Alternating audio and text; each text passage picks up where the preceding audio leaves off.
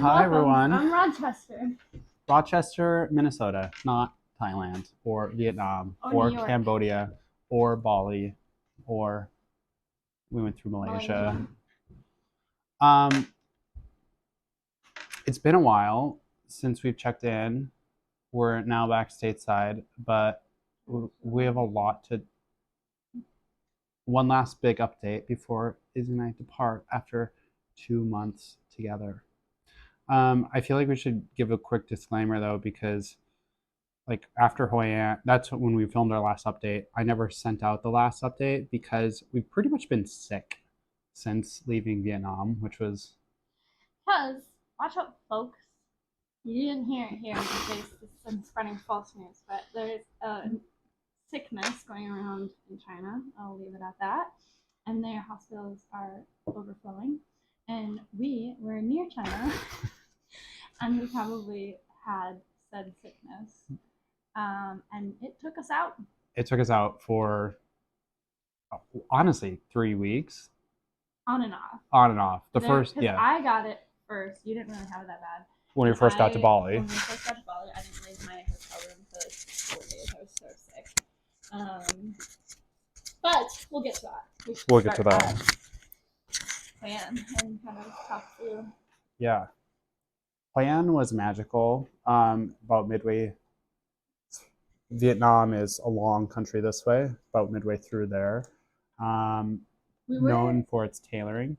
Yeah, we already did a Hoi An. We already did that update. So after Hoi An, we were going to go down to South Vietnam, but I knew I was getting sick, and John wanted to go do some yoga, so we just decided to stop at Hoi An and head over to Bali.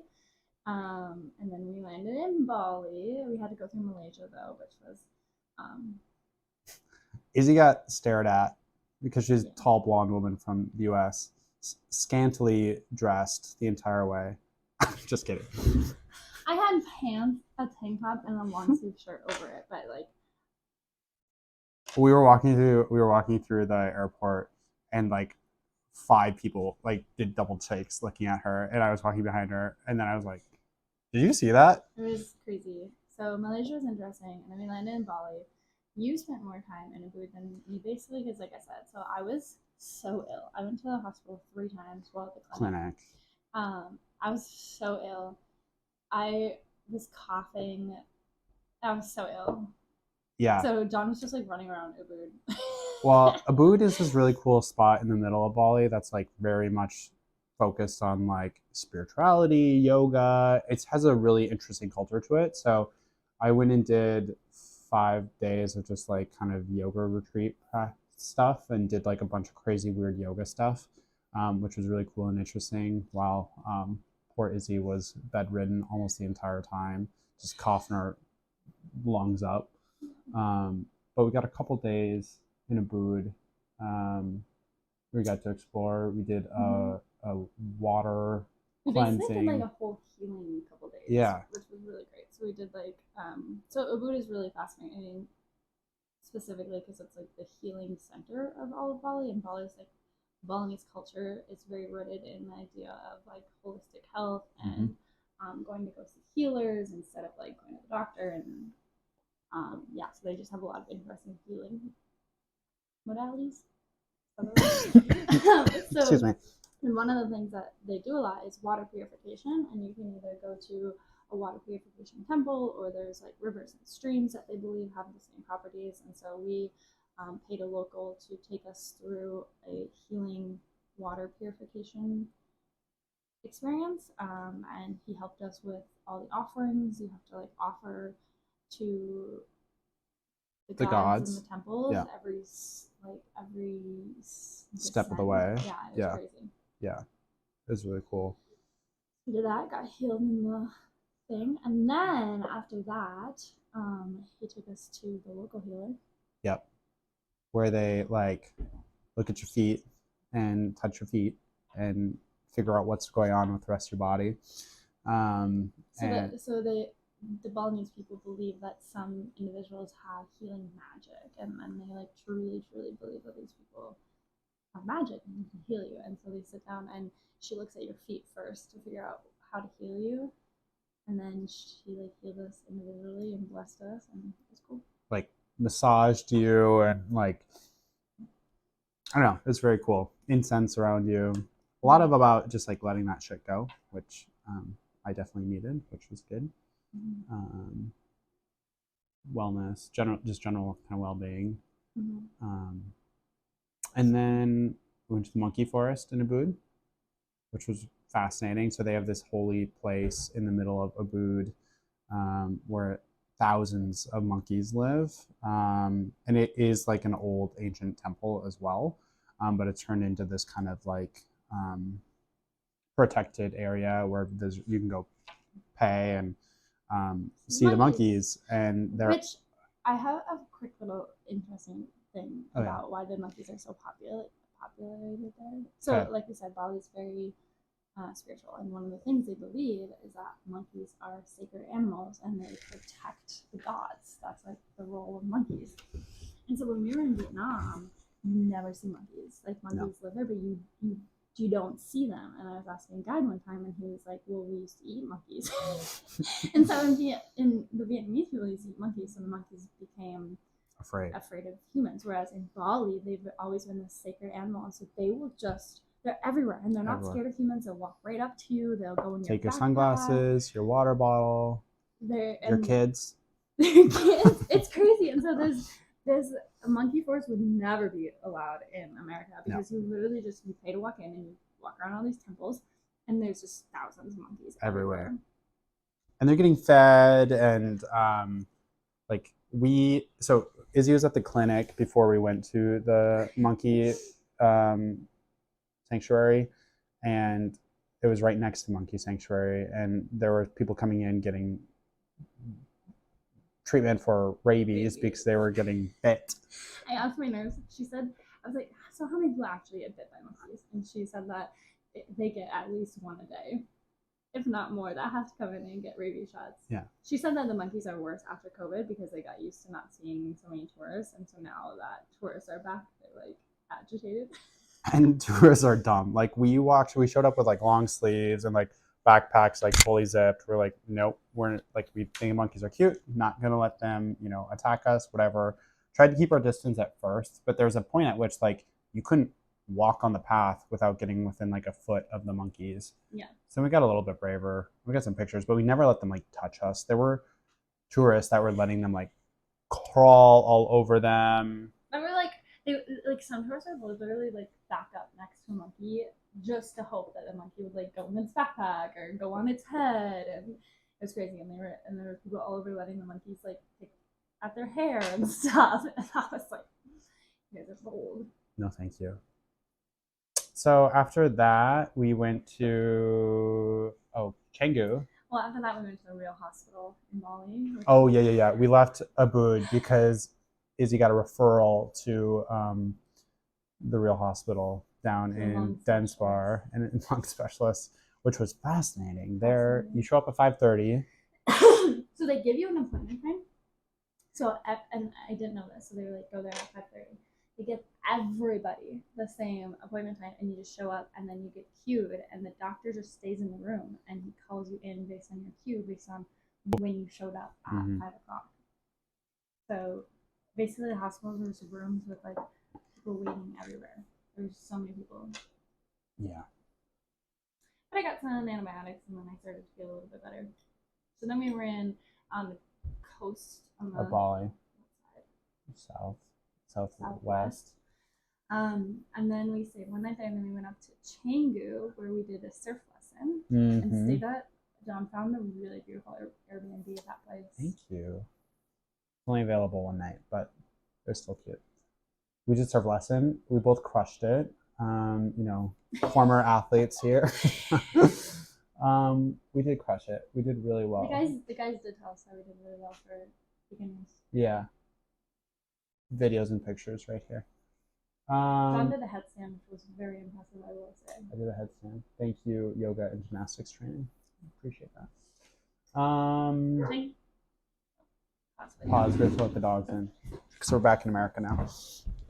We later learned on that maybe we weren't quite as good at surfing as we thought we were because they were helping us get fast enough on the surfboard to actually like get up and do it, because another day we decided to rent surfboards, and because we were surfer pros by that point. And I mean, I don't think the waves were quite as good. Basically, we both just ended up with surf rash all over our body. Yeah. And I stood up, I think, 4 times, which I will say is not bad. It's not bad, no. But we didn't ride any waves like we did. So after Canggu, we went to the north. We went to the north of Bali. Yeah, we stayed in this little village. Lavina? Well, no, no. And not even, yeah, sorry. Lavina was like a 30-minute drive from us, and that's kind of like a more town. We stayed in this village, and we were the only tourists in this village, which was fun. We like walked. It was off season for sure. Yeah. And so we stayed in this eco hut, which is really cool. I don't even know how to describe it, but we were staying literally on a cliff and in the jungle, and it was a beautiful location. Yeah, it was so pretty. And then the first day, we ended up doing a waterfall tour, which Izzy kept on being like, I wonder what's down that like cliff or like down this ravine on the side of the eco hut. And I was like, I don't know. And then the next day, we literally, after our waterfall tour, like walk up and are in the backyard of our eco hut. And that's where all the waterfalls were. And it was magical. I mean, there was one called the Blue Lagoon, which was the first one we stopped at, and you could swim, it was so cool.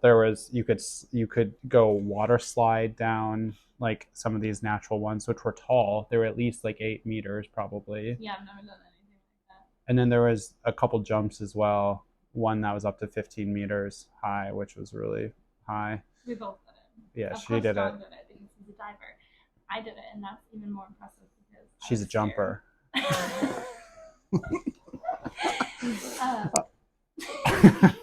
The waterfall is really, really pretty. Yeah, that was a cool day. Yeah. That was a cool day. And we had a great guide, and he was also like a herbologist. No.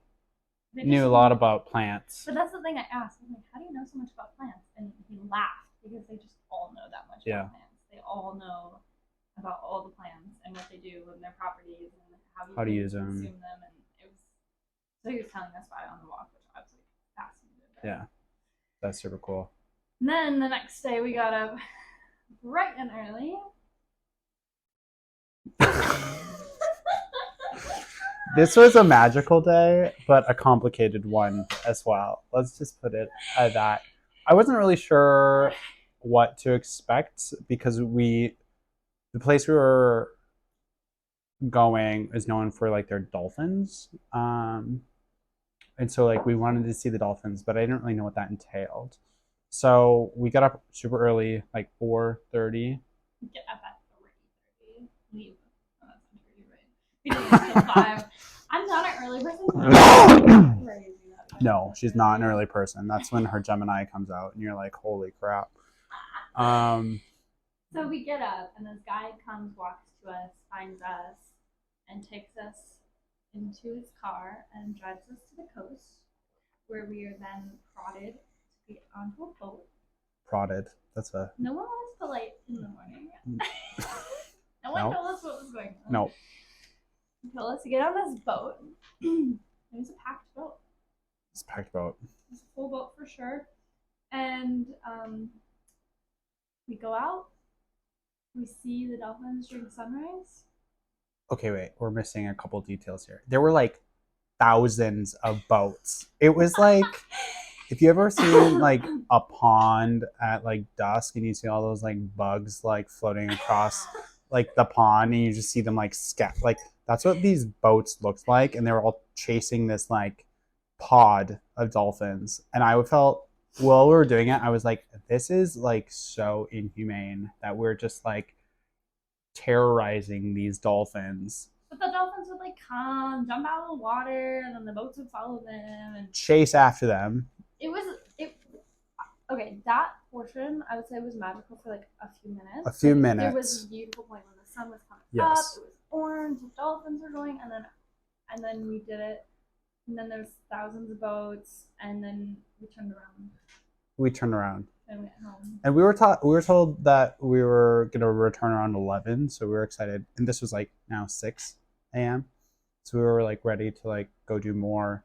And Izzy was really bummed out because she knew what to expect a little bit more than I did. I was like, okay, well that was underwhelming to see the dolphins, but she knew that there was more better experience. We thought that we were supposed to do more, and we weren't supposed to return home until 11. And so when our boat turned and left, we'd only been out there for like not very long, less than an hour, and kept getting shorter though. First you said 20 minutes, then it was 15 minutes, then 10 minutes. Anyway, and all the other boats stayed out there. We were the only boat that left, and so when we were returning back, we were like, that was not what we wanted. So then some things happened, and we got on a new boat. Persistence. She knows what Izzy wants. Izzy gets, because she knows what she wants, so she goes and gets it. And it was beautiful because we got then on a private boat, and had this amazing magical couple hours out on this boat with this private guide. And then you got to get in the water. I was really frazzled at first because I like to know what we're doing and what's gonna happen and how it's gonna happen before I like do it. But like we got out there, he's like, "All right, get in," and like threw us the goggles, and like he's like, "Grab your phone cases and your waterproof cases and get in the water." I'm like, "Oh my god!" Like I don't wait, like what's happening?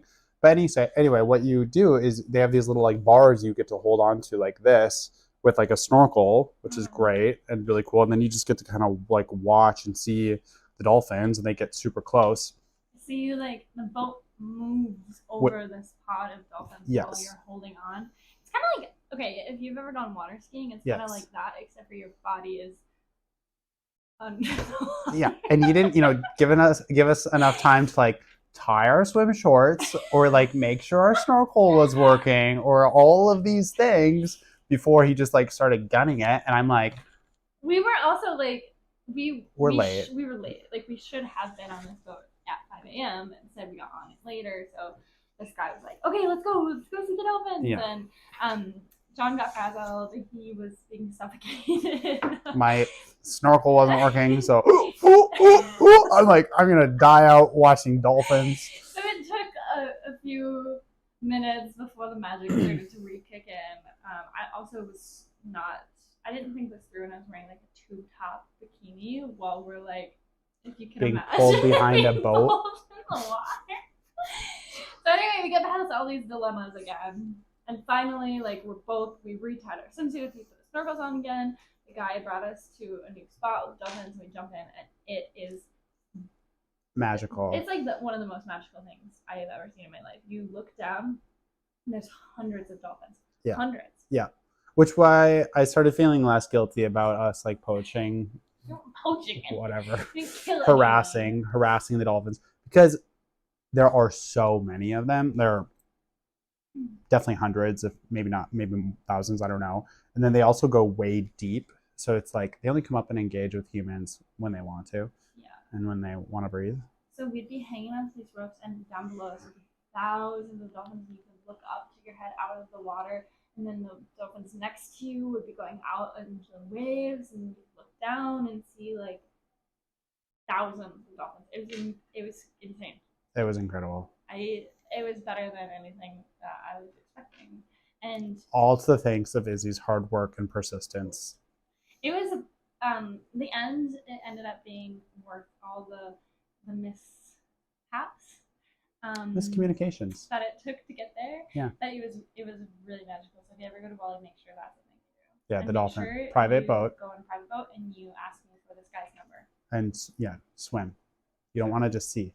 You want to swim.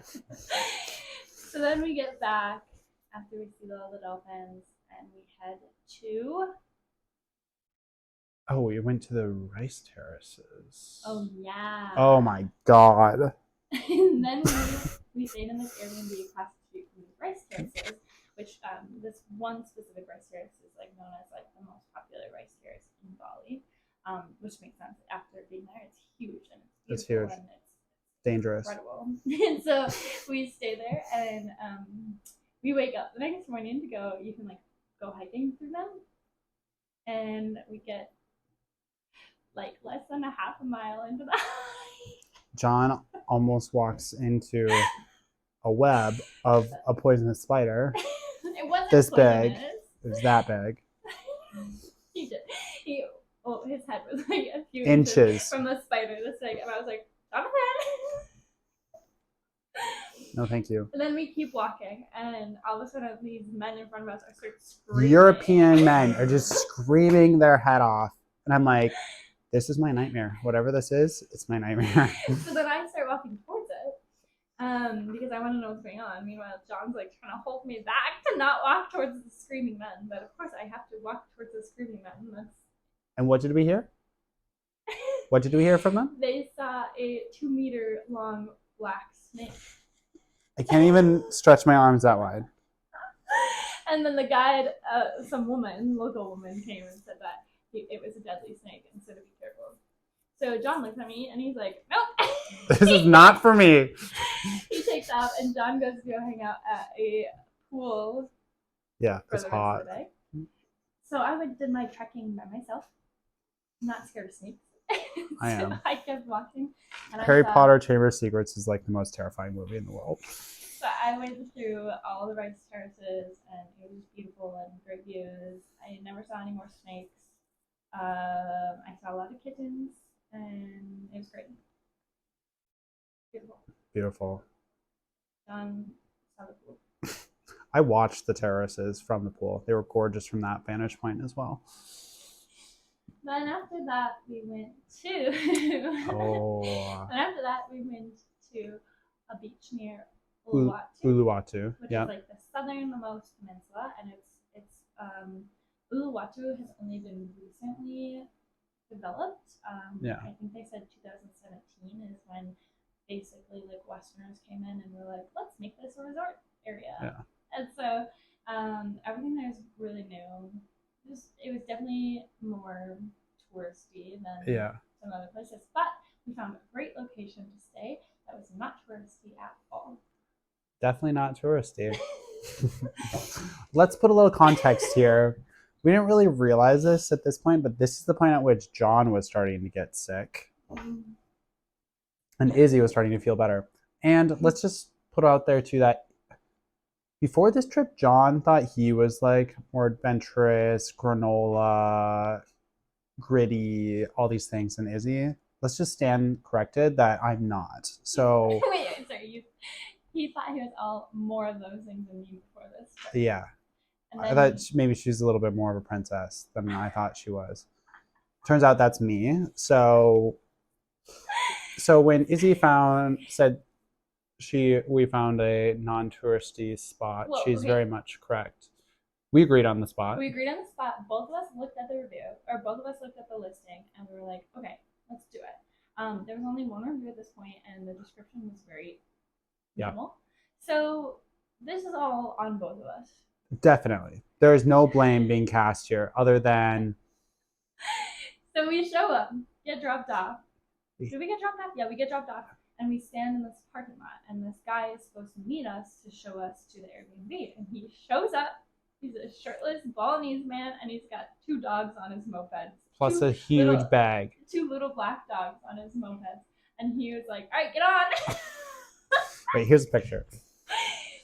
And we didn't fit on the moped, so he had us walk. Well, wait. No, you got on, and then his friend was like, you have a very flat tire. And he was like, okay, follow me. And we're like, okay. So we start walking on this little brick path, and we walk, and we walk, and we walk, and we walk, and we get to the end of the path, and he's like, okay, your place is down those stairs to the left. And we were like, oh. Okay. Okay, and then he's like, oh, this is my friend Ari. She'll show you the way. And we were like, oh. Okay. Okay, so we start walking. We go down like 6 stairs. And then we're like, oh, we're really going down some steps. And then we go down like 20 steps. And we're not the place right there. No. We go down 30 more steps. And then finally... It was like 400 stairs. Like, no joke. And finally this woman was like, her name's Ari. She's like, that's your place. I live over there. See you later. And we And we're walk carrying all of our stuff. all of our stuff, big bags. Big bags. Down these little tiny, they're not real steps. They're No. like cement half or it's crazy. So we walk down all these millions of steps and we get to this shack. Check. There's dogs. Izzy loved it. It was her like dream situation. It was honestly, it looked like the setting out of a Nicholas Sparks book. Like nothing. Like I feel like Nicholas Sparks books are always like those run down like shacks that's been in the family for like 30 plus years. I don't know. It was like bare minimum, but you were on the beach. We were on the beach, like primo location. Don't get me wrong, incredible. Iffy Wi-Fi. Iffy Wi-Fi. Turns out the Wi-Fi. So our shack was like the loft apartment to this like cafe, but cafe is like generous. It was like a surfer hangout where they also sold pizza and coffee. Yeah. But like not really a cafe. Anyway, so the Wi-Fi for us was actually their Wi-Fi down below, and he just gave us the password. So if we were upstairs, it was terrible. No service at all. 0 bars. No Wi-Fi. Which I had a couple of important calls that week, and so I was like freaking out because I was like, "Oh my god, this is not going to work." And then I didn't realize I was getting sick at that point either. But yeah, the shower was cold. The bathroom was pretty disgusting. But we had a beautiful patio. The sink went empty. Empty. We got met by a pack of dogs. Izzy loved the stray dogs. And then she found the food that the owner had been feeding the stray dogs and fed them food.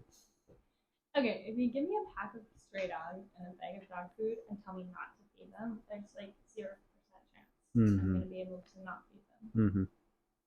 And then our one thing of soft seating was this wicker thing with like a 1/2-inch foam pad, which I sat on one night. And then the next morning I got up to drink my coffee and it was covered in dog hair. And I'm like, oh my God, I'm going to have fleas because I'm going to be sitting on this chair that these stray pack of dogs took over.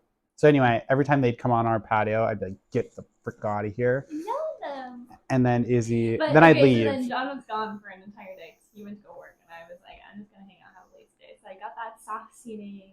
I put my towel over it. I lay down and hang out. All of a sudden, the dogs come back. I meet a few of them. I decided 3 of them were okay.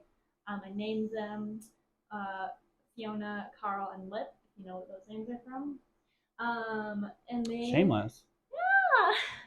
Oh.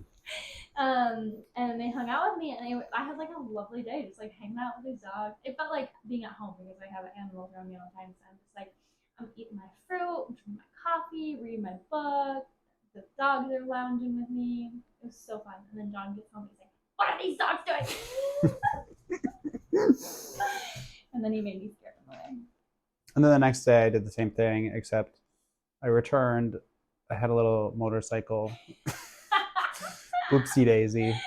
No, tell them about the crash. We had one moped crash for 2 months, which is very pretty impressive good considering how much we drove the mopeds. And thankfully, I wasn't on it at the time because 2 bodies crashing would have been worse. Not good. Tell them what happened. Well, after I was done working, early call, I had to go find a co-working space on Uluwatu, which was a glorified closet.